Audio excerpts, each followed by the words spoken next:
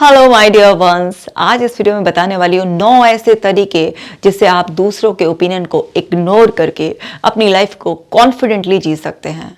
बहुत माहिर होते हैं लोग अपना ओपिनियन दूसरों पर थोपने में, लेकिन आप भी कुछ कम थोड़े ना हो। आप भी ये सब सीख कर कैसे उनके इरादे ध्वस्त कर डालोगे, अब ये आज आप सीख जाओगे बहुत ही अच्छी तरीके से। तो बहुत ही यूज़फुल वीडियो है, लास्ट तक देखना है और कमेंट कर अपना प्यार मुझे ज़रूर ही देना है। चैनल पे नए हैं तो सब्सक्राइब ज़रूर करेंगे।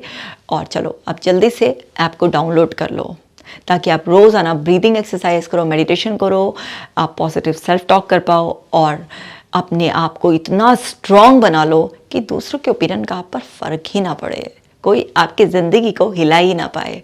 तो चलिए अब हम सीखना शुरू करते हैं। हाँ जी, तो जब दूसरे अपने ओपिनियन को आप पर थोप रहे हो तो आप क्या करें? Understand your values.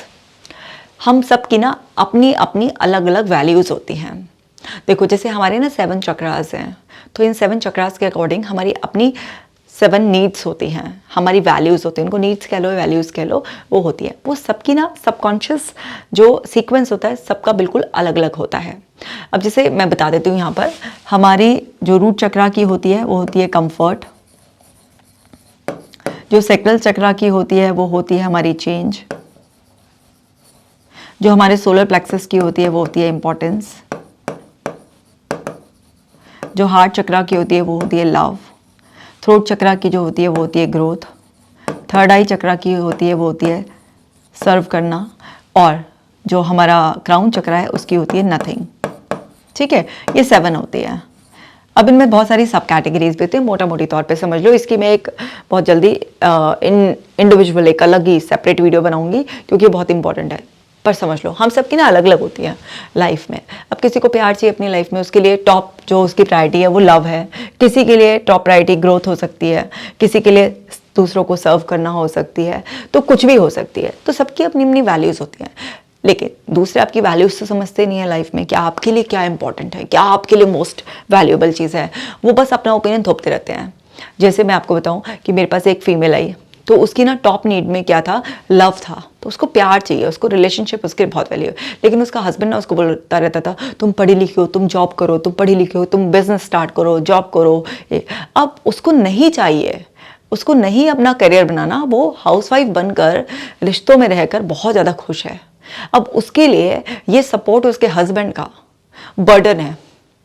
अब उसने बहुत ज़्यादा इस बात से परेशान होकर कुछ किया भी, लेकिन उसका मन ही नहीं लगता उसमें, क्योंकि उसके लिए जो ग्रोथ था वो बिल्कुल उसके लिए 6 नंबर पर आ रहा था। तो उसकी जो टॉप नीड थी वो थी लव, और सेकेंड लेवल पर उसका था कंफर्ट। अब जिसके लिए लव हो, कंफर्ट हो, वो जाकर अपनी सारी की सारी लिमिट्स को एक्सपेंड कर कर कैसे वो करेगा? नहीं। तो यहाँ पर ऐसा लग रहा है ऊपर ऊपर से कि उसका हस्बैंड कितना अच्छा है ना, देखो उसको आगे बढ़ाने के लिए कितना सपोर्ट कर रहा है। नहीं, उसके हस्बैंड की थी टॉप नीड ग्रोथ। वो बहुत ग्रोथ माइंडसेट का इंसान था। तो उसको ऐसा लग रहा था कि अगर मेरे लिए ग्रोथ, मेरे लिए फाइनेंशियली ग्रो करना या कोई भी एक्सपोनेंशियल सक्सेस हासिल करना इतना ज़रूरी है, तो ये इसके लिए भी होना चाहिए। नहीं, दूसरों के ओपिनियन एक्चुअली अपने हिसाब से होते हैं। वो जो आपके बारे में सोचते हैं, जो वो अपने बारे में सोचते हैं, जो उनके लिए इंपॉर्टेंट होते हैं, बट वो ज़रूरी नहीं है कि वो आपके लिए इंपॉर्टेंट हो। तो आप अपनी वैल्यूज़ देखिए कि आपके लिए इंपॉर्टेंट क्या है, और दूसरों के ओपिनियन को ब्लाइंडली फॉलो करने की बजाय और बाद में पछताने की बजाय पहले अपने आप को जानो। तो अगर आपको ये वीडियो जल्दी से जल्दी चाहिए तो कमेंट सेक्शन में लिख देना, क्योंकि ये बहुत ही ज़्यादा है। तो मैं आपको कैसे ये जो वैल्यूज़ होती हैं हमारी और इनकी सब वैल्यूज़ पूरी डिटेल में कैसे इनके साथ अलाइनमेंट होना चाहिए हमारा बिलीफ का, फिर उससे हमारे थॉट्स, जो हमारी फीलिंग्स हैं, एक्शन का क्या कनेक्शन होता है, मैं आपको पूरा का पूरा बहुत डिटेल में समझा दूँगी। तो फिलहाल समझ जाओ, दूसरों के ओपिनियन को मानने से पहले ये देखो कि क्या वो तुम्हारी वैल्यूज से मैच कर रहा है, नहीं कर रहा है। और देखो, फोकस ऑन योर गोल। आपका ज़िंदगी में जो भी गोल है, क्योंकि दूसरों के ओपिनियन में ना, आप किसी को अपने गोल बता दो तो दूसरों का ओपिनियन उस पर बहुत ही अलग लगाएगा। मतलब उनको तो बिल्कुल ऐसा लगेगा कि आप ना अगर वो नहीं कर पाए तो आप भी नहीं कर सकते हो, और आपके गोल को तो वो हमेशा बहुत बड़ा बताएंगे, बहुत ही ज़्यादा अनरियलिस्टिक बताएंगे, और आपका मॉरल डाउन करने के लिए, आपको पीछे खींचने के लिए कुछ ना कुछ इस तरीके का नेगेटिव बोल देंगे। अगर किसी का ओपिनियन अच्छा है तो डेफिनेटली उस ओपिनियन को रिस्पेक्ट करो, सोचो, लेकिन पहले सोच कर समझ कर कि क्या वो आपकी वैल्यू से, आपके गोल से अलाइन कर रहा है या नहीं कर रहा है। उसके अकॉर्डिंग दूसरे के ओपिनियन को रिस्पेक्ट करो। तो आप अगर दूसरे के ओपिनियन से इत्तेफाक नहीं रखते हैं, वो आपके गोल से मैच नहीं करता है, वो बिल्कुल ही ऑपोजिट डायरेक्शन में जा रहा है, तो आप उसको छोड़ो और अपने गोल पर पूरा विश्वास करते हुए उसको बहुत ही अच्छी तरीके से फॉलो करो। क्योंकि लोग तो कुछ ना कुछ सलाह देंगे ही, आप डायरेक्टली उनको ये नहीं बोल सकते यार मुझे सलाह मत देना, बुरा मान जाएंगे, ठीक है। तो आप क्या है, उनको जो बोल रहे हैं बोलने दो। आप अपने गोल पर बिल्कुल क्लियर रखो और अपने लक्ष्य पर बिल्कुल लगे रहो। जैसे मैं आपको एक एग्जांपल देती हूँ, मेरा एक क्लाइंट है, तो उसने ना अपना एक स्टार्टअप करना था। उसको यही था कि नहीं, मेरे को एंटरप्रेन्योरशिप करनी है, मुझे अपना स्टार्टअप करना है। तो उसने ना अपना एक गोल बनाया, एक प्लान बनाया, सब कुछ है। अब उससे गलती क्या हो गई, उसने ना अपने ताऊ जी के बेटे से डिस्कस कर लिया। अब ताऊ जी के बेटे ने उसका ऐसा ब्रेन वॉश करना चाहा, अरे यार ये तो बहुत ही अनरियलिस्टिक आइडिया है, ये तो कुछ भी नहीं होगा, और इसमें तो इन्वेस्टमेंट सारा डूब जाएगा, ये होगा वो होगा। उसने इतने ओपिनियन झाड़ डाले उसमें, और वो इतना ज़्यादा डिप्रेस हो गया, बहुत ही ज़्यादा डिप्रेस हो गया। तो मेरे से जब उसकी बात हो रही, मुझे लगा मैम मैं इतना ज़्यादा एंथुसियास्टिक था, इतना मोटिवेटेड था और इतना कॉन्फिडेंट था, लेकिन जब से मैंने अपने कज़न से बात करी है और उसने मेरे को ये बातें बोल दी और ये बातें मेरे दिमाग में घूम रही है, तो मैं कहीं ऐसा तो नहीं कुछ गलत करने की सोच रहा हूँ, क्या ये इतना ज़्यादा अनरियलिस्टिक है? आप मुझे बताओ कि कहीं मैं ऐसा तो नहीं है कि मैं फेक मोटिवेशन की वजह से, या मैं ऐसे ही अपने कुछ बिलीफ बना लिए हैं सुपरफिशियल से और इस वजह से मैं ये सब करने की सोच रहा हूँ, क्या मैं अनरियलिस्टिक सोच रहा हूँ इतना? इसलिए उसने मुझसे कंसल्ट करने के लिए सेशन लिया था। तो जब मैंने उससे बात करी, उसने मुझे पूरा बताया, तो वो इतना वेल प्रिपेयर्ड था, इतना वेल प्लान्ड स्ट्रक्चर्ड वे में उसने सब चीज़ें प्लान कर रखी थी। उसका आइडिया भी बहुत यूनिक था, अभी मैं रिवील नहीं करूँगी उसका आइडिया। तो उसने ना इतना ज़्यादा अच्छी तरीके से उसको पूरा मैनेज किया हुआ था सब कुछ, लेकिन उसके ताऊ जी के बेटे को पता नहीं क्या ही चिड़ और जलन थी उससे कि उसने उसके सारे आइडिया को इतना ख़राब बता दिया। तो मैंने उसको बोला तुम अपने गोल पर फोकस करो, तुमने जो प्लान किया है सब कुछ बहुत अच्छी तरीके से, और तुम बहुत रियलिस्टिक सोच रहे हो, तुमने कोई हवा में बातें नहीं सोची हुई हैं। कुछ ऐसा नहीं है कि तुम कहीं से एक वीडियो देख के फूल के कुप्पा हो गए और मोटिवेशन में 2 दिन का ये रहेगा तुम्हारा। तुम लॉन्ग टर्म बहुत अच्छी तरीके से मेहनत करोगे, तुम्हारा माइंड सेट ही ज़बरदस्त है।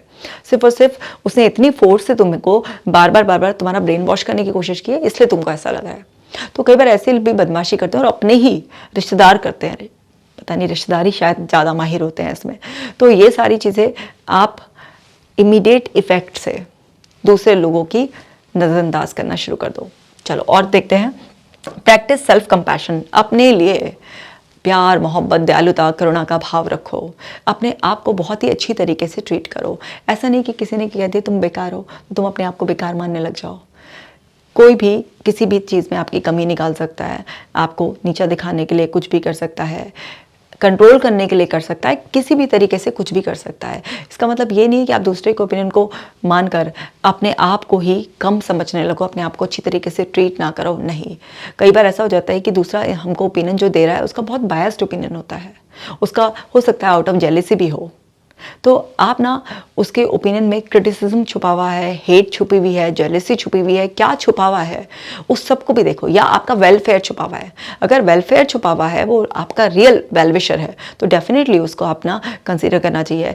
लेकिन मोस्टली आप उसमें देखेंगे कि इस तरीके की कोई ना कोई नेगेटिव इमोशन उसके फाउंडेशन में छुपा हुआ होता है, और वो इस तरीके से आपके सामने प्रेजेंट किया जाता है, आप सेल्फ डाउट में चले जाते हैं। आपको सेल्फ डाउट में नहीं जाना है, आपको अपने आप को एक्सेप्ट करना है आप जैसे हो। किसी ने बोलता है आपकी शक्ल नहीं है, आपकी हाइट कम है, आपके पास ये नहीं है, वो नहीं है, और आप ना अपने आप को लेकर हीन सोचने लगते हो, क्रिटिसाइज़ करने लग जाते हो। नहीं, अपने प्रति बहुत ही अच्छे विचार रखो, अपने आप प्रति एक्सेप्टेंस रखो, अपने आप को बहुत ही लव काइंडनेस से ट्रीट करो। और क्या करना है, develop a strong inner circle. अपना एक बहुत ही स्ट्रॉन्ग इनर सर्कल डेवलप करो जिसमें कुछ क्लोज लोग हों जिनसे आप खुलकर बिना किसी फिल्टर के बात कर सकते हो, जो आपके वेल विशर हों। केवल उन क्लोज लोगों तक ही आप अपने आइडियाज़ शेयर करो, और उनके ओपिनियन को भी बहुत वाइजली कंसीडर करना है। उसमें कोई भी हो सकता है, आपका कोई 1-2 फैमिली मेम्बर भी हो सकता है, कोई क्लोज फ्रेंड भी हो सकता है, कोई भी। केवल अपने इनर सर्कल जहाँ पर आप सेफ फील करते हैं, जहाँ से आपको एक्सेप्टेंस फील होती है, आपको एम्पैथाइज फील होता है कि हाँ कोई आपको एम्पैथी से ट्रीट कर रहा है, कोई आपके लिए अच्छे आइडियाज़ दे रहा है, आपको प्रॉब्लम सॉल्विंग में मदद कर रहा है, कुछ भी, बहुत ही बस एक क्लोज सर्कल। और कई बार हमें नहीं समझ में आ रहा होता है, तो अपने उस क्लोज सर्कल जो अपना एक थिंक टैंक बनाया है उससे डिस्कस करो कि भाई इस तरीके का एक ओपिनियन, फीडबैक, क्रिटिसिज्म जो भी मेरे पास आ रहा है, मुझे ये कहा जा रहा है, एडवाइस दी जा रही है, कुछ भी है, तो उससे डिस्कस करो। कई बार क्या होता है, पूरी बात हमको समझ में नहीं आती है, लेकिन जो हमारा एक बहुत ही क्लोज इनर सर्कल होता है वो हमको एक डिफरेंट डायरेक्शन दिखाता है कि इस बात के कहने का ये मतलब होता है। क्योंकि ऐसा नहीं कि हर चीज़ को हम बहुत नेगेटिव ले लें। कई बार हमें बहुत सारी चीज़ समझ में नहीं आ रही होती तो हमारे वो क्लोज लोग हमको उस चीज़ को समझने में मदद करते हैं। और क्या कर सकते हैं आप, डेवलप इमोशनल रेजिलियंस, अपने अंदर एक फ्लैक्सिबिलिटी, एक पावर डेवलप करनी है, क्योंकि हम सब ह्यूमन बीइंग इमोशंस को फील करते हैं। तो पॉजिटिव नेगेटिव हर तरीके के इमोशन को फील करते हैं। अगर आप कोई नेगेटिव इमोशन फील कर रहे हैं, कोई बात नहीं, हम ह्यूमंस हैं। अगर हम हंस सकते हैं तो हम रो भी सकते हैं। तो हमको सारे इमोशंस फील होते हैं, पर वो इमोशन हम पर हावी ना हो पाए, टिके ना, तो उस इमोशन को फील करो और उसको पास होने दो फिर। तो इसके लिए आप ऑपोजिट एक्शन टेक्निक भी आप ना यूज़ कर सकते हैं। जैसे कि अगर आप सैड फील कर रहे हैं, ठीक है, तो सैड फील कर रहे हैं, कोई भी इमोशन फील करने के साथ एक एसोसिएटेड एक्शन होता है। कुछ तो होता है कि ट्रिगर करता है उसको, फिर उससे रिलेटेड एसोसिएशन कोई हमारा एक्शंस होता है। जैसे सैड फील कर रहे हैं तो क्या है, कुछ लोग अपने आप को आइसोलेट कर लेते हैं, कुछ लोग रोते हैं। तो ऑपोजिट एक्शन में आप ना अभी जो फील करो, आप उसे फील किया आपने, हाँ कि मुझे सैडनेस फील हो रही है, ठीक है, आप उसका रोना है रो लो, लेकिन आप अच्छा फील करने के लिए, सैड का ऑपोजिट क्या होगा, हैप्पी, ठीक है। हो सकता है किसी के लिए सैड का ऑपोजिट ऐसा हो कि मैं काम फील करूं, मैं रिलैक्स फील करूं, तो आपके लिए उसका पर्टिकुलर ऑपोजिट क्या है वो ये देखते हुए उसको फील करने के लिए क्या करना है, उस एक्टिविटी को करो जिससे कि वो इमोशन ट्रिगर हो। तो इससे आपकी इमोशनल रेजिलियंस डेवलप होती है। लर्न टू ट्रस्ट योरसेल्फ, खुद पे भरोसा करना सीखो।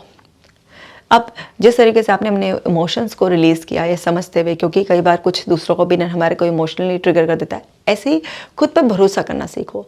जब भी आप बहुत इमोशनली डाउन फील कर रहे हो तो उस वक्त क्या होता है कि एक इंसान सेल्फ क्रिटिकल मोड में चला जाता है, नेगेटिव सेल्फ टॉक भी चली जाती है, कई बार सेल्फ डाउट में चला जाता है। अपने ऊपर भरोसा करना सीखो। ये समझो कि आप ज़रूरी नहीं है कि हर चीज़ में बहुत एक्सपीरियंस्ड होंगे, कर ही तो एक्सपीरियंस आता है ना। तो आपने राइट इन्फॉर्मेशन गैदर कर ली है, जो भी आपके पास बेस्ट रिसोर्सेज थे उस सब का अरेंजमेंट कर लिया, आपने एक प्रॉपर प्लानिंग कर लिया है। आप खुद पर भरोसा कर कि कोई भी लाइफ की हर्डल आएंगी तो मैं उसको फेस करने के लिए तैयार हूँ, और मैं जीतने के लिए, आगे बढ़ने के लिए तैयार हूँ। और हर जीत में छोटी छोटी हार का सामना करना पड़ता है, मैं उस सब चीज़ के लिए तैयार हूँ। मुझे खुद पर भरोसा है कि मैं जो भी पड़ाव आएंगे उस सबको संभाल लूँगी और सब कुछ बहुत अच्छी तरीके से संभाल लें।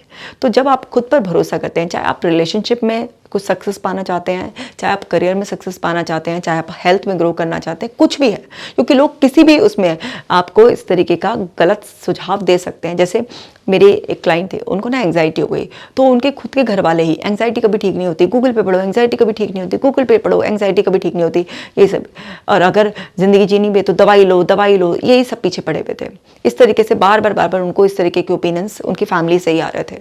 अब उनको अपनी हेल्थ इंप्रूव करनी थी, उनके अंदर का ये था कि एक आवाज़ थी कि नहीं मैं ठीक हो जाऊंगी। तो मैंने बोला खुद के अंदर की आवाज़ पर भरोसा करो, अपने ऊपर भरोसा करो।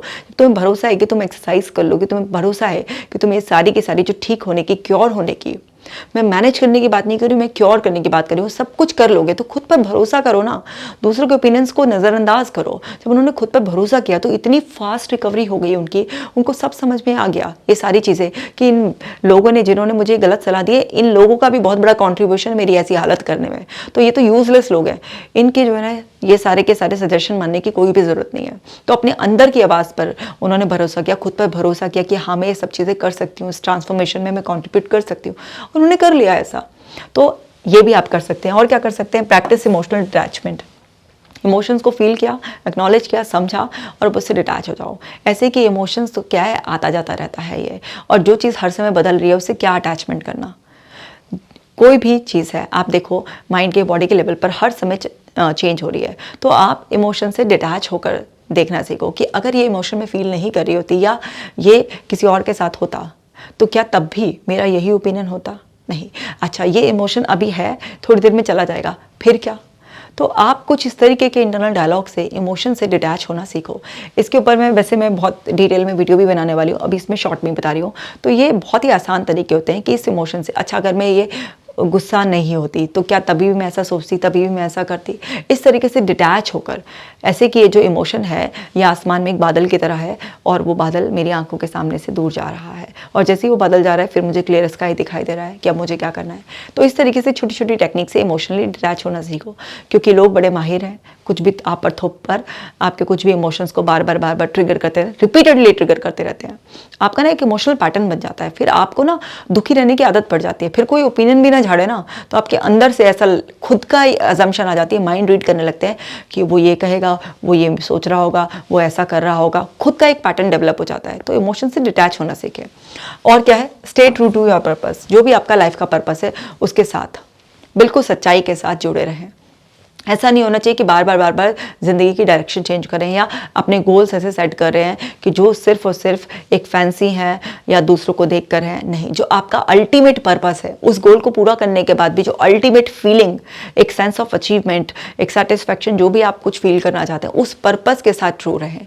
क्योंकि कई बार क्या होता है, उस पर्पस को, अल्टीमेट पर्पस को फील करने के लिए आपके गोल्स बदल सकते हैं, लेकिन जो अल्टीमेट पर्पस अगर आपका एक ही रहा, जैसे किसी का अल्टीमेट पर्पस हैप्पीनेस है, सक्सेस है, सेटिस्फैक्शन है, कुछ भी है, तो उसकी लाइफ के गोल्स बदल सकते हैं। मान लीजिए किसी का सक्सेस है तो ज़रूरी थोड़ा ना है कि कोई क्रिकेट बनकर ही सक्सेसफुल होगा, हो सकता है वो टीचर बनकर भी सक्सेसफुल हो सकता है वो किसी और फील्ड में जाकर भी सक्सेसफुल हो सकता है। तो आपका जो अल्टीमेट पर्पस है, जो भी है आपका, सबका अपना अपना वेरी कर सकता है, तो उसके साथ आप टिके रहो।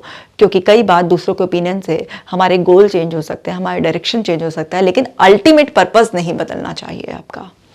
और educate others to be themselves, और दूसरों को भी आप जो है ना एजुकेट करो कि वो वही रहें जो वो हैं एक्चुअल में। खुद भी वही रहो जो तुम हो और दूसरों को भी वही रहने की सलाह दो।